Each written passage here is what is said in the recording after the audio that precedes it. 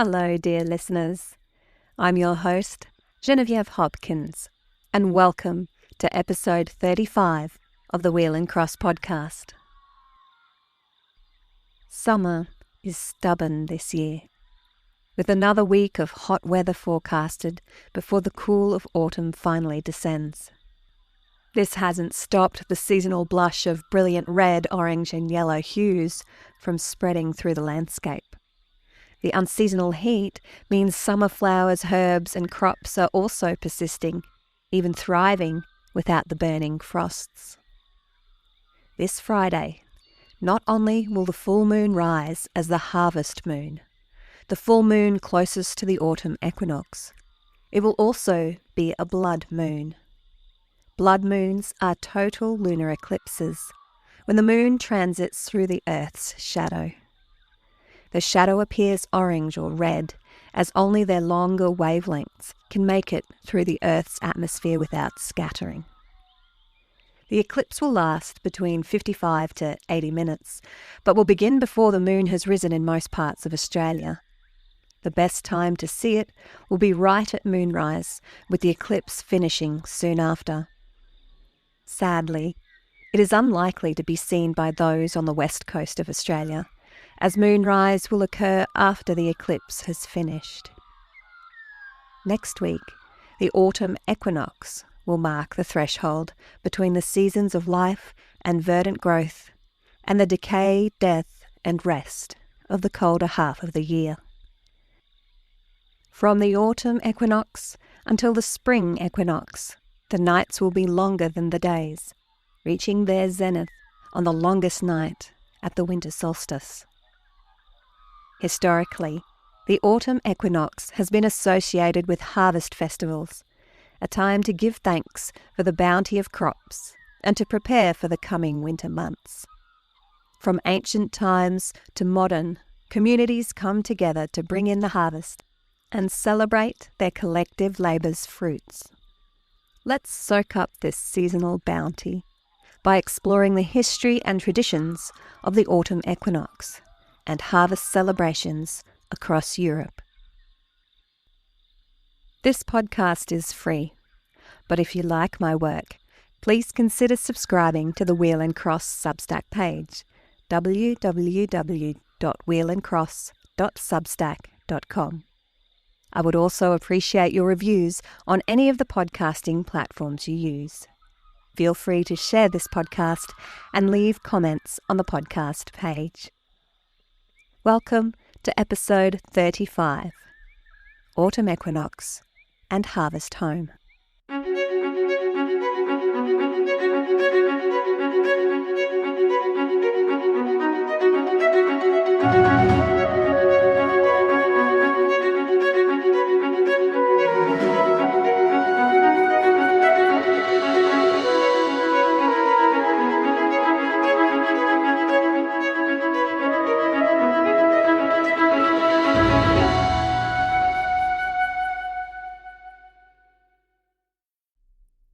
As always, I would like to acknowledge the custodians of these lands on which I work and live, in Australia's capital region, the lands of the Ngunnawal and Ngambri people, and I pay my deep respects to their elders past and present, and to all First Nations and First Peoples across Australia.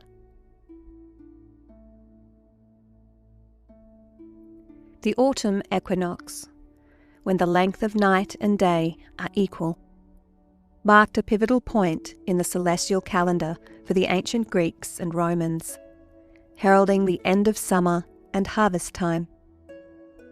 In Greek mythology, the autumn equinox is associated with Persephone, which is the Roman Proserpina, the daughter of Zeus, or the Roman Jupiter, and Demeter, or Ceres for the Romans, the goddess of agriculture. At this time of year, Persephone was abducted by Hades, or the Roman Pluto, and taken to the underworld, where he forced her to marry him. Demeter grieved her daughter so deeply that she turned the world to winter. Nothing grew, and the people starved. After entreaties from the other gods, Hades allowed his wife to return to her mother at the spring equinox, preventing the world from being plunged into perpetual winter. However, Persephone was bound to return to her husband in the underworld every year at the autumn equinox. In ancient Rome, as in ancient Greece, the harvest celebrations were a pivotal part of the agricultural calendar. Farmers and citizens alike would offer the fruits of their harvest to Ceres, or the Greek Demeter, or other similar goddesses such as Fortuna and Abundantia, as a gesture of thanks for the season's yields. These offerings were accompanied by games called ludi circenses, or circus games, music, poetry readings, and plays called ludi scaenici, and feasting. Romans commonly adorned their personal and public altars with cornucopia, typically depicted as large horn-shaped containers overflowing with fresh produce, grains, and other foods representing prosperity and abundance. The cornucopia, also referred to as the horn of plenty, is often depicted as a woven basket or pannier in the shape of a horn, traditionally used in Western Asia and Europe to hold and carry harvested foods. It is worn on the torso, usually on the back or side, leaving the harvester's hands free to pick their harvest. This style is commonly used for American Thanksgiving decorations. The Roman higher classes depicted the cornucopia as a cow horn, in order to maintain a strict separation between themselves and the low class, the workers or coloni, who used the basket horns for harvesting. They also developed myths surrounding the origins of the horn types of cornucopia. Wikipedia states that one of the best known of these stories involves the birth and nurturance of the infant Zeus, who had to be hidden from his devouring father Kronos. In a cave on Mount Ida on the island of Crete, baby Zeus was cared for and protected by a number of divine attendants, including the goat Amalthea, or nourishing goddess, who fed him with her milk. The suckling future king of the gods had unusual abilities and strength, and in playing with his nursemaid, accidentally broke off one of her horns, which then had the divine power to provide unending nourishment as the foster mother had to the god. In another myth, cornucopia was created by Heracles, or the Roman Hercules, when he wrestled with the river god Achilles and ripped off one of his horns. Many Roman harvest festival traditions merged with or were incorporated into local traditions across the Roman Empire, including the British Isles. Though the British Isles adopted or incorporated ancient Roman traditions for celebrating the autumn equinox and the harvest, they also retained their much older traditions. Harvest Home is a celebration of the final harvest of cereal crops or corn, traditionally harvested in August, until the early 19th century, when increased production pushed the harvest backwards into July and forwards into September. A widespread custom in the British Isles, connected to bringing home the last sheaf of grain, has survived into the modern day in some places. The last sheaf was believed to contain the spirit of the grains, or bad luck and shame, as the last field and crop to be reaped. Various local ceremonies and rituals for cutting the last sheaf included sickle throwing competitions, singing and or reciting prayers, and making harvest tokens from leftover wheat stalks. The last sheaf was named, sometimes dressed in women's clothes, and in some regions sat on top of the last wagon load of harvested grain, decorated with flowers, ribbons, and various seasonal bric-a-brac, and paraded through the nearest town.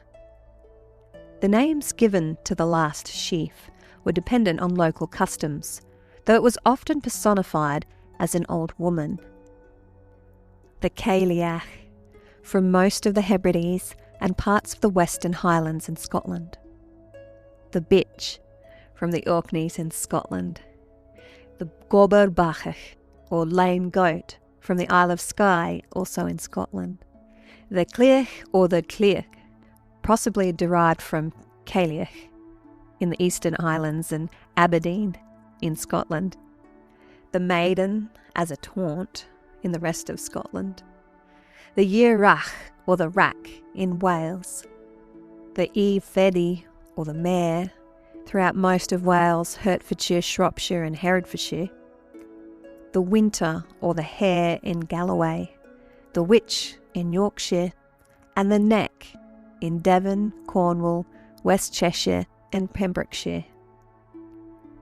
In more remote communities, the last sheaf was brought into the main farmhouse and placed or hung somewhere in the house for good fortune.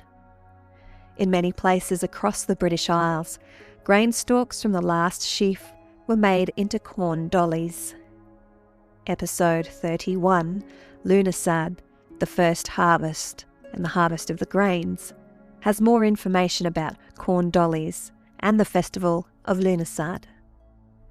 A.K. Hamilton Jenkin, in his 1934 book titled The Story of Old Cornwall, described the harvest season traditions. In those days, the whole of the reaping had to be done either with the hook or scythe. The harvest, in consequence, often lasted for many weeks.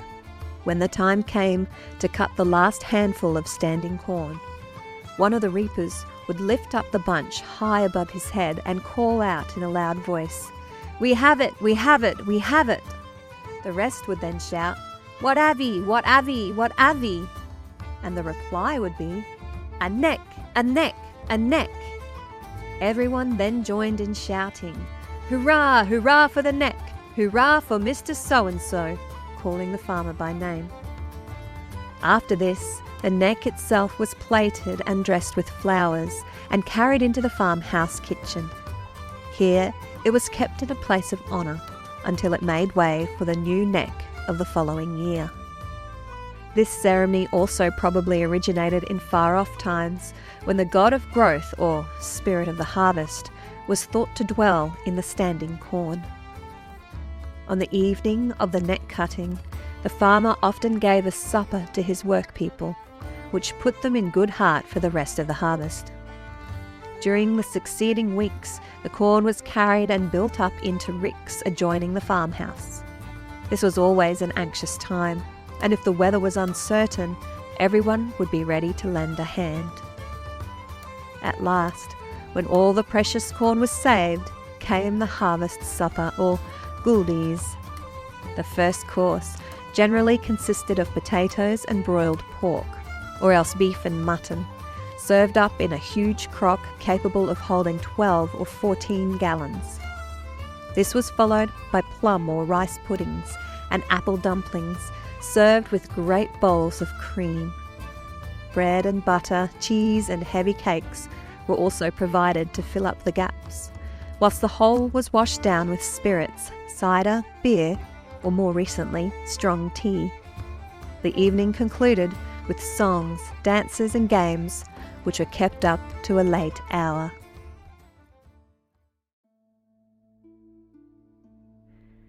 It was customary for men to harvest or reap the grain and participate in the customs surrounding the reaping of the last sheaf. However, women, often with their children and babies in tow, were traditionally responsible for tying and stacking the sheaves and gleaning or collecting leftover crops from the harvested fields. Some customs included the election of the harvest queen and had separate customs that focused on women's participation in the harvest. The men and women who harvested the crops were often rewarded by the farmers and landowners with beer, ale, and a harvest feast. As agriculture and the need for manual reaping of crops declined across the British Isles, the harvest feast was replaced with harvest festivals. These festivals often occurred on the Sunday closest to the harvest moon, the full moon closest to the autumn equinox, although different dates were chosen depending on the community. Their popularity declined as Christianity spread until churches began to celebrate harvest festivals in the Victorian era. The first recorded modern church-based harvest festival occurred in 1843, when the Reverend Robert Stephen Hawker from Morwenstow, Cornwall, invited his parishioners to a special harvest Thanksgiving service. Modern pagan traditions, particularly Wicca and modern Druidry, also mark the autumn equinox, celebrating the change of seasons and the harvest with feasts and rituals called Mabon. Mabon was coined in the late 1960s by neo-pagan writer Aidan Kelly, who helped establish Wicca and developed the 8 pagan festivals called Sabbats that formed the Wheel of the Year. Mabon was the name of a character from the medieval Welsh prose epic, the Mabinogion, that forms part of the Arthurian cycles. The autumn equinox was also important for Scandinavian and Germanic people. It was known as Haustblot in Old Norse, or winter finding, a time to celebrate the harvest, prepare for winter, and offer sacrifices. Crops and harvests were stored and preserved, livestock was moved into barns, and extraneous animals were slaughtered and preserved. People prepared to stay indoors, cleaning their houses, mending their hunting gear, and ensuring mead would be ready in time for the midwinter celebration of Yule. The harvest was celebrated with bonfires, feasts and drinking, as well as blot, or sacrifices, to maintain good relations with their gods, show gratitude for the harvest reaped, and offer prayers for protection against the challenges of the winter months. These celebrations are experiencing a modern revival in Norse pagan communities, like the Saxon and Viking Fire Festival at Buster Ancient Farm in Hampshire, England, which includes an equinox Viking boat burn. Eastern European and Slavic cultures also celebrated the autumn equinox and the harvests with various regional pagan customs. These harvest customs, now commonly called Rodogosh or Tausen, are being revived through the Slavic neo-pagan movement, also called Slavic native faith or Rodnovery. I hope you have the chance to witness this week's blood moon. If you can, get up at dawn next week on Thursday, March 20, to catch the autumn equinox sunrise. Next week, we will explore the world of foraging, its joys, dangers, rules, and recipes. In the meantime, I offer you a seasonal, traditional Irish blessing. Let your heart be glad for the harvest done, and may your winter be warm the whole season long. See you next week for episode 36, Autumn Forage.